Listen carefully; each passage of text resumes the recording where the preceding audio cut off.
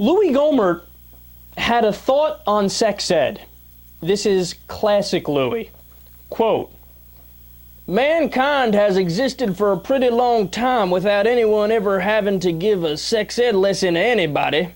And now we feel like, oh gosh, people are too stupid unless we force them to sit and listen to instructions.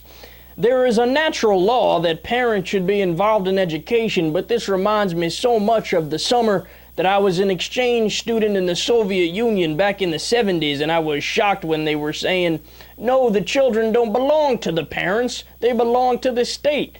And if any parent said anything in front of their children negative about the wonderful Soviet Union, then we will take their children away and give them to somebody more deserving. What? His comment just trails off into absurdity.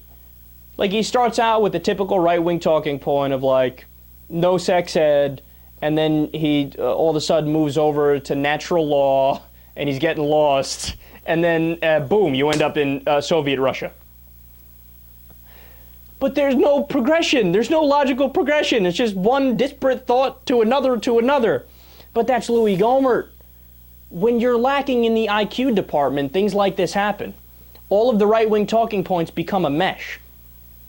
And all of a sudden you're like, the war in Iraq is great, and the war in Afghanistan is great, and America is wonderful. Soviet Union sucks. Obama's gay.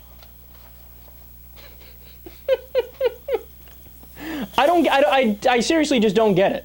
What does the Soviet Union have to do with teaching sex ed? And by the way, you know who teaches sex ed? Every modern industrial country. Are they all the Soviet Union?